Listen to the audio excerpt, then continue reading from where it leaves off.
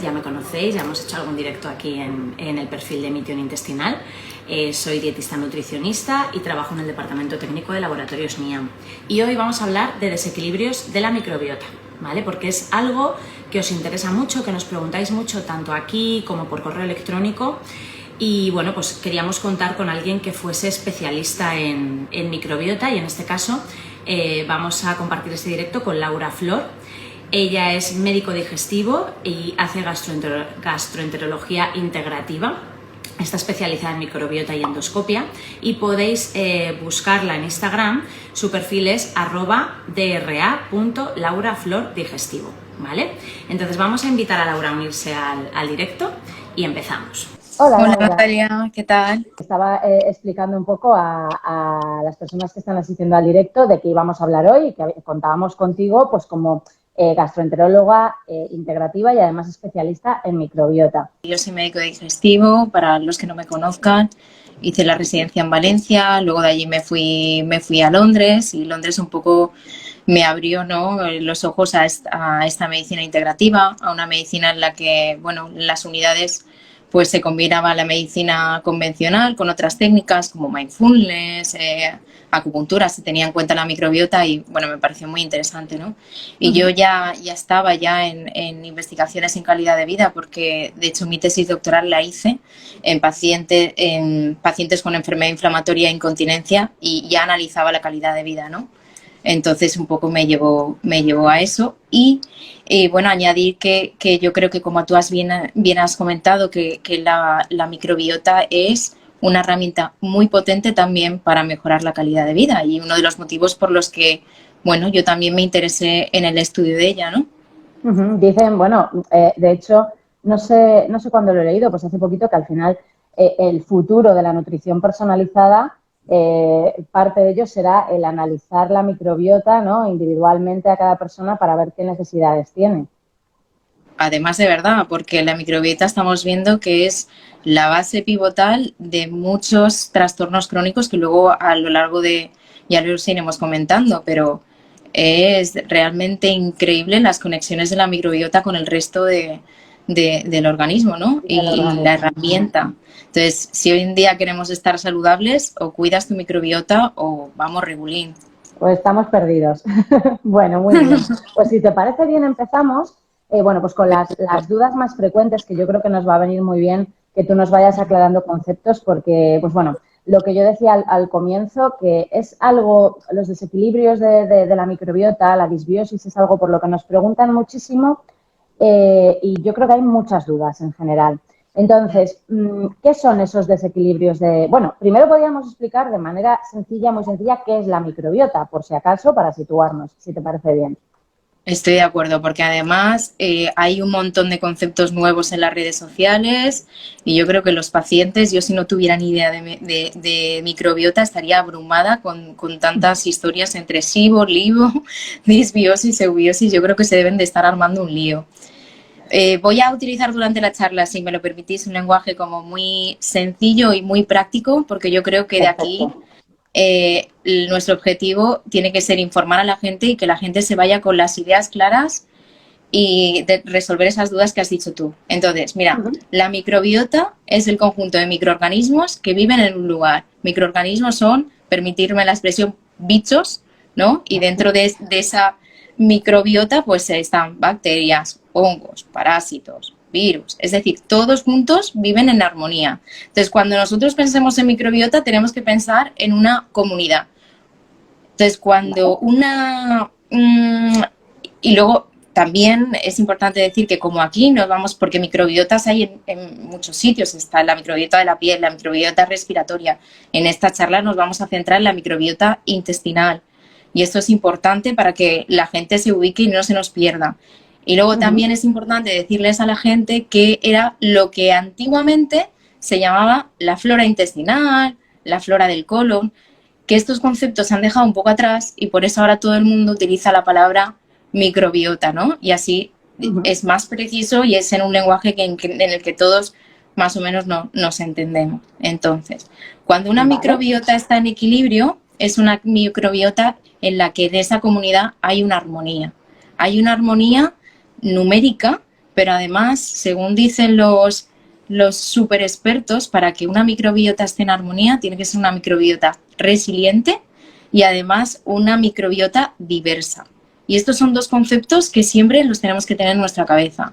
Entonces, cuando hablamos de resiliencia, podemos hacer un paralelismo con la resiliencia emocional. De hecho, yo hice un post para un poco ilustrar esto. Entonces, ¿qué es una microbiota resiliente? Pues una microbiota resiliente es aquella que se enfrenta a un estresor, sabe enfrentarse, aprende y luego vuelve al equilibrio, ¿no?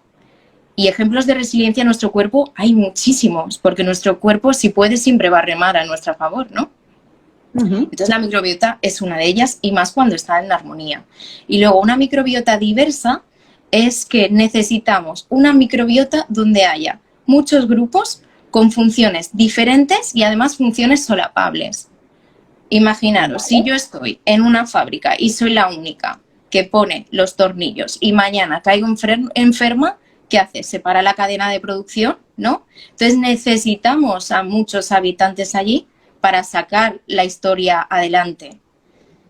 Y esto es muy importante y ya veréis luego. Entonces, microbiota feliz es una microbiota en armonía, resiliente y una microbiota muy diversa. Cuando hablamos de desequilibrios de la microbiota, si las microbiotas equilibradas se llaman eubiosis, los desequilibrios se llaman disbiosis, ¿vale? Entonces, una microbiota desequilibrada es aquella en la que no están los grupos en armonía. Porque en la microbiota hay una cosa que es muy característica, es que hay ciertos grupos que digamos que son los que nosotros llamamos, entre comillas, beneficiosos. ¿Por qué? Porque se encargan de vigilar a aquellos que no lo son tantos, ¿no? Entonces es como la profesora que vigila el examen. Es como lo que necesitamos a todo el mundo, ¿no? En ese equilibrio, porque en el momento en que los grupos beneficiosos pues bajan la guardia, los no tan beneficiosos nos crecen. Y por ejemplo, un ejemplo de esto es la cándida. Cuando nos dan antibióticos, si además tenemos una microbiota que no está muy para tirar petardos, pues probablemente los grupos beneficiosos nos bajan la guardia y tenemos un sobrecrecimiento de cándida y eso nos da problemas, ¿no? Entonces, para que la gente se vaya.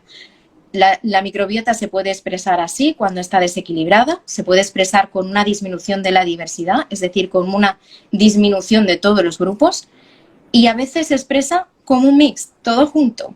Lo que influye en la microbiota no se trata de un único factor, sino es la acumulación de muchos factores, ¿no? Entonces la microbiota tiene cierto punto que ella va respondiendo y va y se restablece y responde tal, pero cuando llegamos a ese límite, que está relacionado con la resiliencia, dice, ya está. Y ahí se establece una disbiosis y se establece un desequilibrio.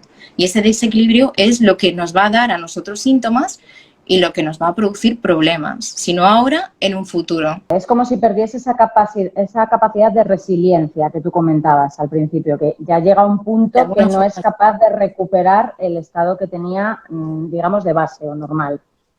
Que puede ser, que quiero decir, luego haciendo trabajo de la microbiota, no es que lo pierde para siempre, ¿no? Pero de momento estamos desequilibrados y no hay armonía. Aquí a lo mejor a la gente que nos está viendo le surge la duda, bueno, ¿y qué me puede indicar a mí? ¿O qué señales, qué síntomas, qué signos puedo percibir yo en mi cuerpo o me envía a mi cuerpo para que yo sospeche que tengo una disbiosis? Claro, mira, los síntomas y los signos son de lo más variopinto, entre otras cosas porque la disbiosis cada vez se asocia a más enfermedades crónicas. Entonces, al final, la expresión fenotípica, la forma en la que una disbiosis se puede expresar, un desequilibrio, puede ser un montón. En patología digestiva, pues si se les hincha mucho la barriga, si tienen gases, si todo a esto se suma pues alteraciones en el estreñimiento, en diarrea, alteraciones del ritmo deposicional, si además pueden tener lesiones en la piel, pueden estar cansados, pueden tener migrañas, pueden tener intolerancias alimentarias. Mira, es muy típico, por ejemplo, para que yo creo que así los pacientes se reconocerán mejor. Es decir, pacientes con intolerancia a la lactosa y a la fructosa, hay que descartar un desequilibrio en la microbiota. Pacientes que a lo mejor estaban tolerando algún alimento y dejan de tolerarlo, hay que descartar un desequilibrio de la microbiota.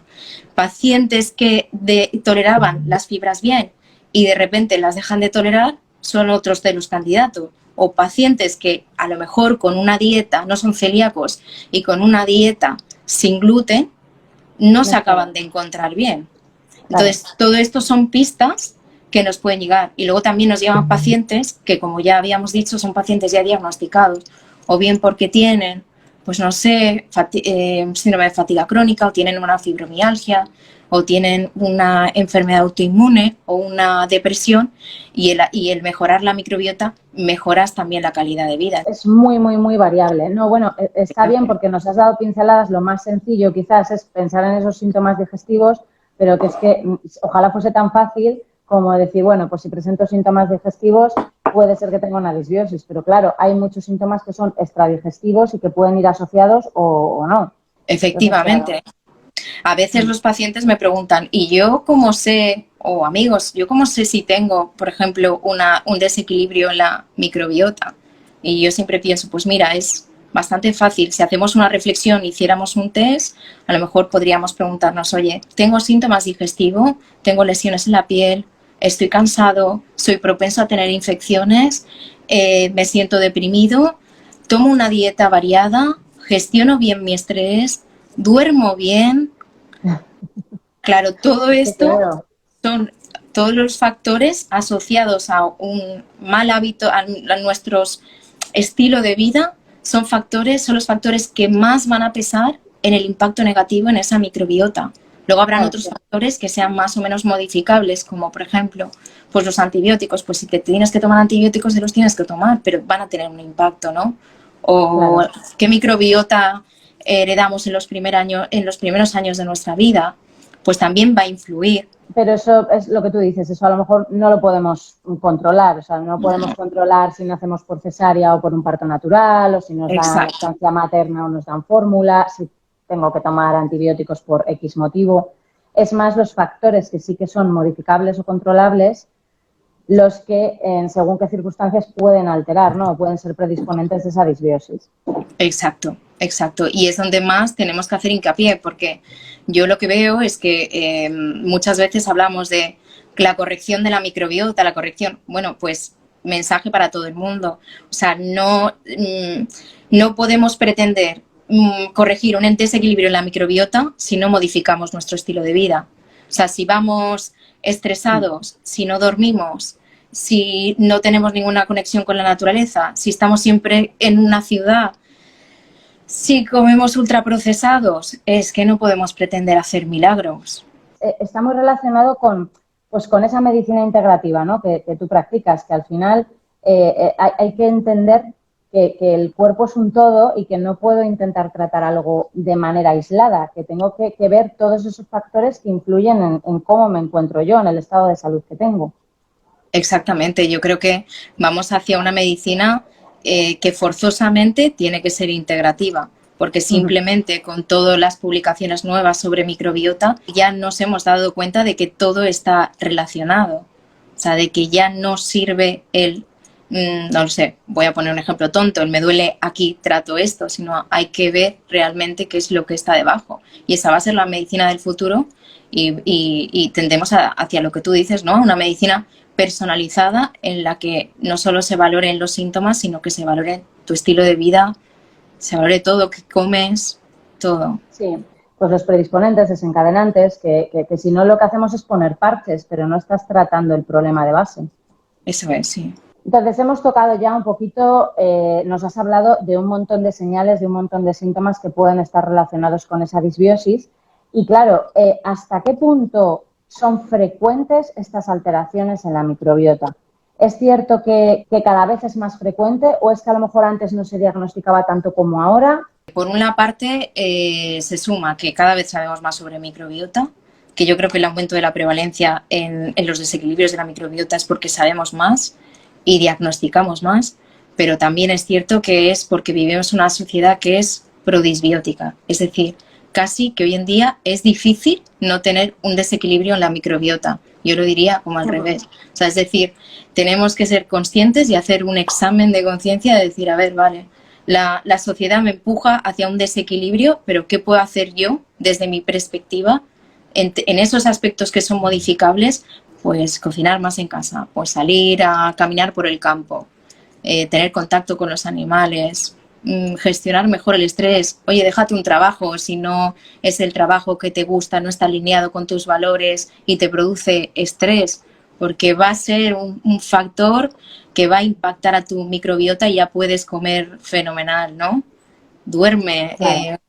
apaga el móvil, ten higiene del sueño, es decir, todo es importante, ¿no? Y es que más de lo que pensamos, y al final es lo que tú dices, que somos una sociedad prodisbiótica y que pues pasaremos por etapas, pues como en todo en la vida, ¿no? Entonces pues tendremos etapas mejores y etapas peores, pero lo que es muy importante es entender por qué sucede para poderle poner solución. Eso Eso es es. básico. Me imagino que sí que sabes que nuestro perfil de micción intestinal está asociado a nuestro complemento alimenticio, que está enfocado principalmente para personas que tienen síndrome de intestino irritable, síntomas relacionados. Entonces, claro, ¿qué pasa?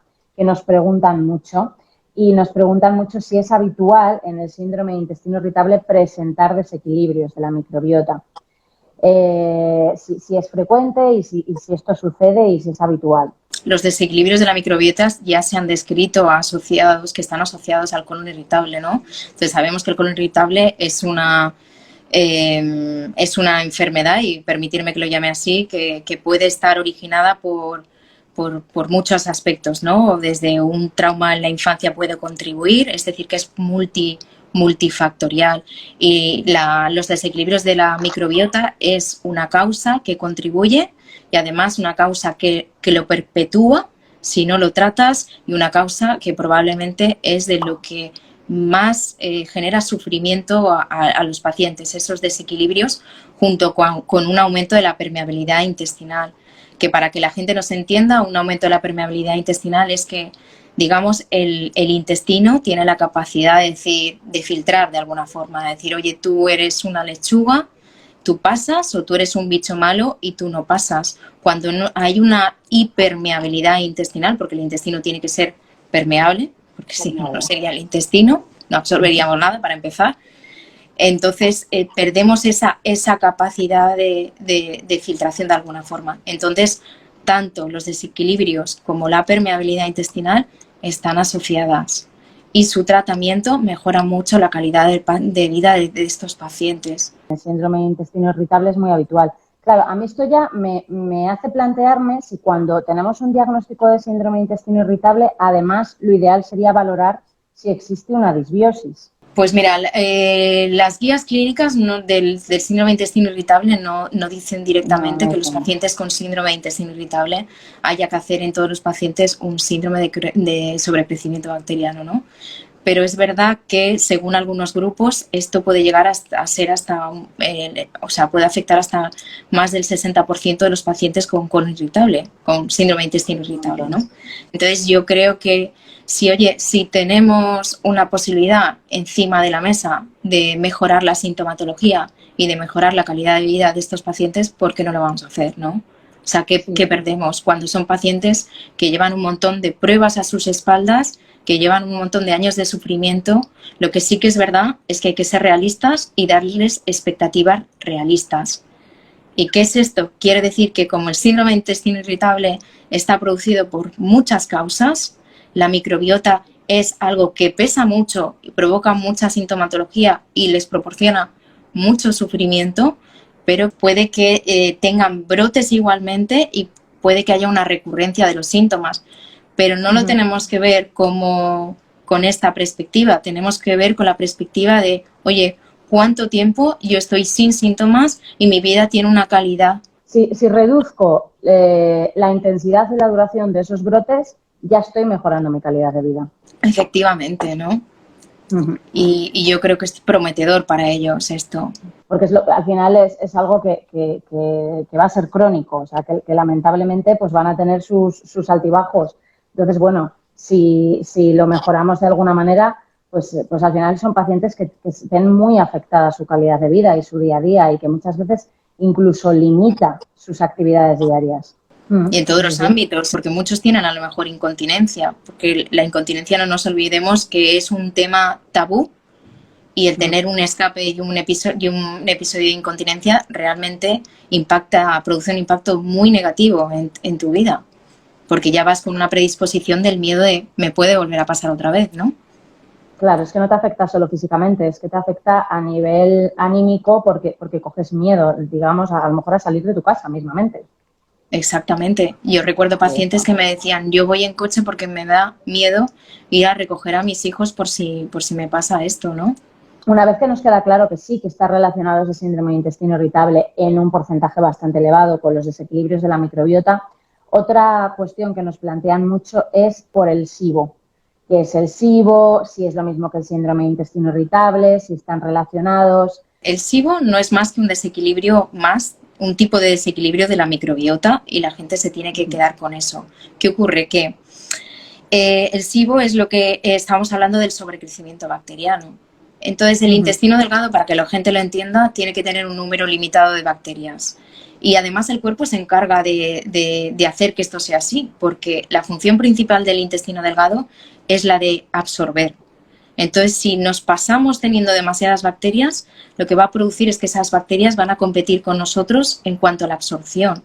Pero ya no es eso, porque les encantan los carbohidratos, como por ejemplo la lactosa y la fructosa. Entonces, cuando ellas comen lactosa y fructosa, por decirlo de alguna forma, fermentan y producen gases y esto es lo que le da a los pacientes esta hinchazón abdominal. Pero también pueden provocar síntomas muy parecidos o síntomas como reflujo o síntomas de tener digestiones pesadas simplemente por el incremento de la presión a nivel abdominal, ¿no?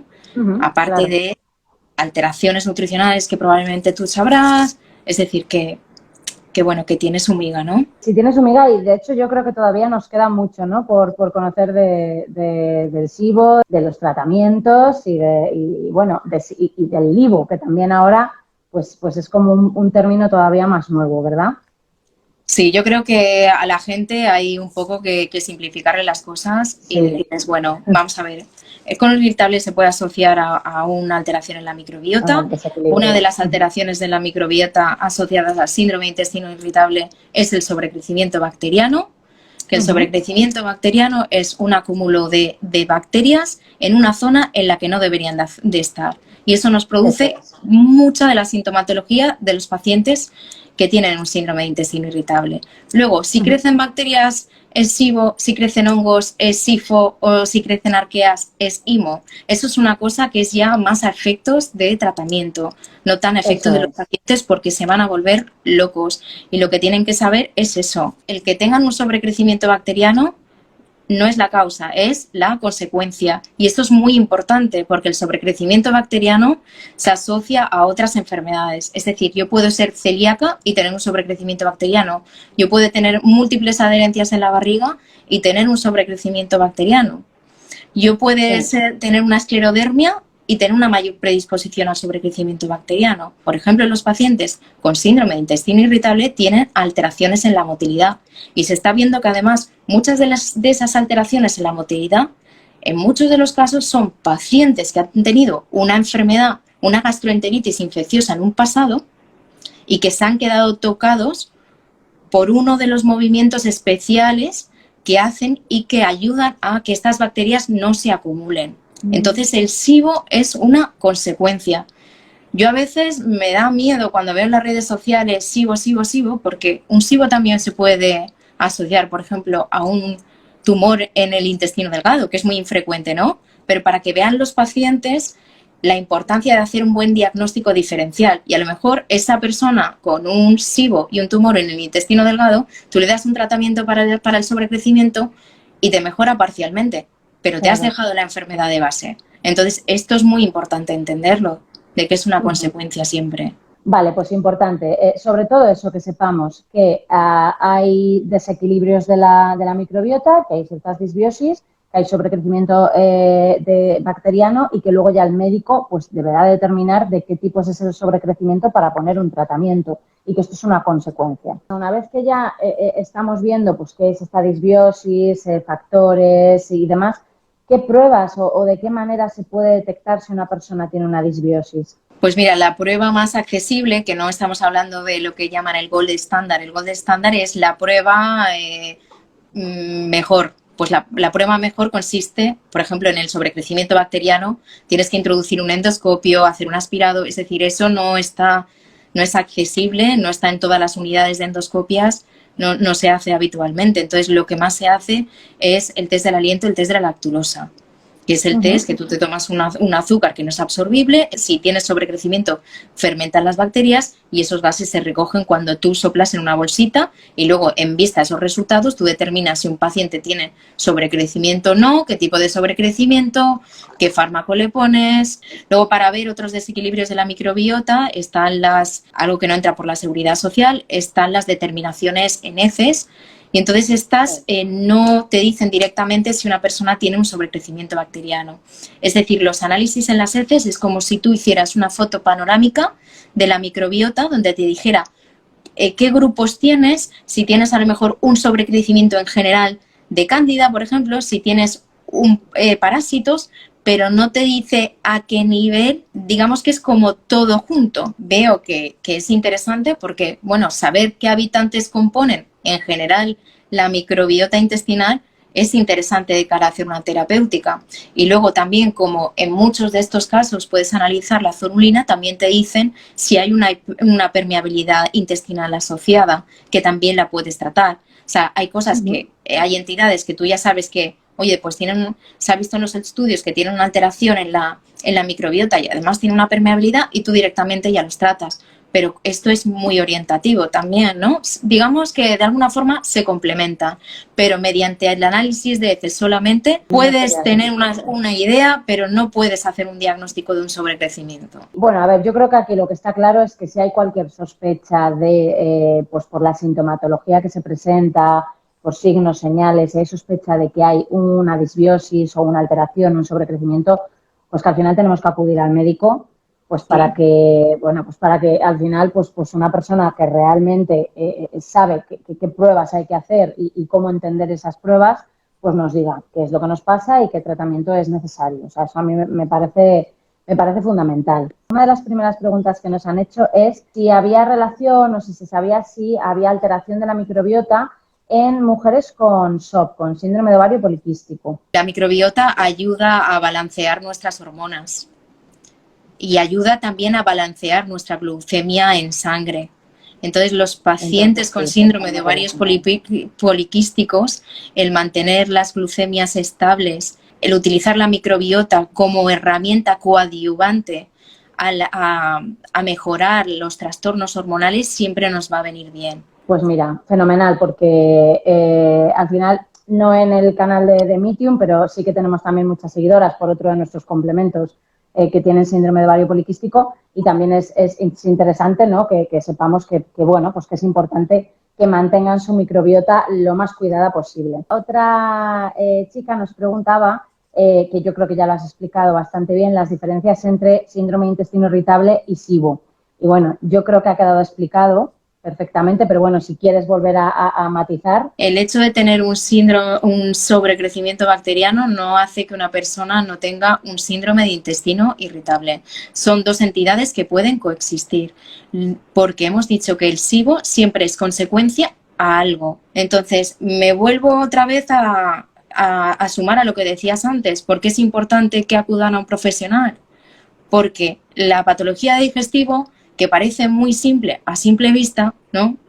4 síntomas, esto es lo que es, y no es así, porque si todo fuera tan sencillo, pues mira, tendríamos un software, pondríamos lo que tiene una persona y el software nos mandaría un mensaje diciéndonos un diagnóstico. Y lamentablemente muchas entidades son solapables, y lamentablemente es muy importante la experiencia clínica para poder hacer un buen diagnóstico diferencial, y que esa persona, aunque tenga un SIBO, nunca se te escape que pueda tener otra entidad detrás, ¿no?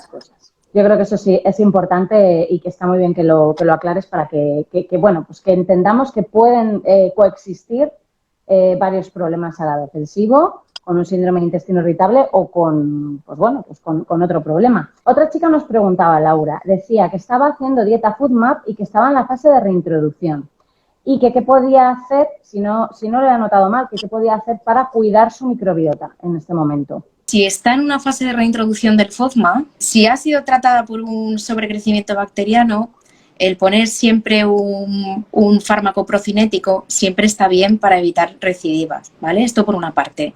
La dieta yo no la tocaría, que para eso seguramente estará yendo a un profesional que se le habrá ajustado. Pero sí que es verdad Sí, que... me imagino. Exacto, que no.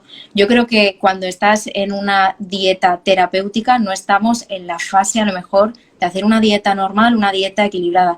Precisamente está en una dieta de reintroducción para luego llegar a una dieta más normalizada para ella y que le vaya bien. Dormir es muy importante porque el complejo motor migratorio se activa especialmente mientras estamos durmiendo. No picar entre horas es muy importante porque precisamente la activación del complejo motor migratorio necesita que no estemos comiendo. O sea, el picar esto durante horas hace que constantemente nuestro tracto digestivo está haciendo el switch, el cambio de, vale, ahora toca comer, pues ahora me paro yo. Y luego el espaciar las comidas y entre comida y comida dejar de 3 o 4 horas va muy bien, que es lo que se llama en inglés, estos les llaman el meal spacing, ¿no? El espaciar las comidas y dejar esos espacios. Todo lo que sea la mindfulness, terapia psicológica, pero no tanto porque el síndrome de intestino irritable sea causado por algo mental, sino porque si uno está estresado, una mejor gestión del estrés siempre va a remar a tu favor para reequilibrar una microbiota, ¿no? El ejercicio también lo estimula. Otra chica nos decía que en su caso sí que tenía diagnosticado síndrome de intestino irritable con SIBO negativo y que qué le aconsejábamos para mejorar. Me imagino que tendrá bastante sintomatología y bueno, pues nos pedía algún consejo. Tenemos que recordar que las pruebas que tenemos la prueba de la lactulosa, primero que hay diferentes tipos de SIBO. Depende de con qué te han diagnosticado el SIBO, a lo mejor se han dejado algún tipo de SIBO. ¿Con qué test se lo hicieron el diagnóstico de SIBO? ¿Con qué test en este caso se lo descartaron el diagnóstico de SIBO? Esa es la primera pregunta que me haría yo. Si está bien hecho el diagnóstico diferencial, hay que buscar qué es lo que te ha provocado ese SIBO. ¿Tienes un síndrome de intestino irritable o tienes también otros factores como, por ejemplo, adherencias, un hipotiroidismo, una diabetes que pueden también a contribuir ese SIBO? Porque desde luego todo lo que sea el control de todos esos factores que al final son contribuyentes va a mejorar tu SIBO. Es una persona que, por ejemplo, estaba tomando, imaginémonos, tratamiento para el dolor que puede parar el intestino y esto puede provocar un desequilibrio, pues a lo mejor también habría que mirar ese aspecto. Y luego los aspectos normales sobre nuestro estilo de vida, pues el meditar, el hacer deporte, el dormir bien, todo esto, la alimentación, todo esto siempre va a ayudar. Siempre va a contribuir a mejorar, eso está claro. El tener un poco de estabilidad pues en lo que es tus horas de sueño, tu control del estrés, alimentación, bueno, pues lo que estás diciéndonos. Mira, nos preguntan, que además acaban de poner la pregunta, si los antidepresivos pueden influir en la disbiosis. Los antidepresivos, por ejemplo, tricíclicos, ayudan a mover el complejo motor migratorio. Entonces, en ese caso... Entonces, esos serían beneficiosos en ese caso. Si tú eres una persona que estás estresada o que tienes una depresión por otros motivos y, oye, un antidepresivo te va bien para gestionar tu estrés, pues hombre, siempre te va a venir bien para la microbiota, ¿no? Porque la microbiota es enemiga del estrés. Una microbiota desequilibrada está lo suficientemente estresada como para nosotros le pongamos más estrés encima. Es decir, que todo lo que ayude al control del estrés no tiene por qué ser contraproducente para tu microbiota, todo lo contrario. Exacto. Por nuestra parte, más o menos, está ya tocado y aclarado todos los temas y todos los conceptos que queríamos. No sé si tú quieres añadir algo más. Primeramente, daros las gracias. Ha sido un placer hablar con vosotros y como mensaje a los pacientes y a los que no tengan síntomas, que si tú quieres estar saludable, tienes que cuidar tu microbiota y que la microbiota es súper importante como prevención de la salud, pero también cuando tenemos una patología crónica. Y es una herramienta muy potente para mejorar la calidad de vida. Y que, por favor, vayan a un profesional que sepa del tema y que pueda hacerles un diagnóstico diferencial para que no vayan perdidos y vayan dando tumbos. Creo que más o menos hemos dejado resueltas las dudas más frecuentes. Me gustaría agradecerte que hayas participado con nosotros en este directo y que hayas sido pues tan explicativa, tan aclaratoria. Dar las gracias a todas las personas que han estado aquí escuchándonos. Si tenéis cualquier duda o cualquier consulta, podéis escribirnos en la propia publicación del vídeo para que intentemos resolver vuestras dudas. Os recuerdo el perfil de Laura, Laura Flor, que ya hemos dicho que es médico digestivo, que hace gastroenterología integrativa, @dra.lauraflordigestivo. Placer, de verdad. Bueno, Gracias a pues todos. nos vemos pronto. Un saludo. Adiós. Adiós, un abrazo.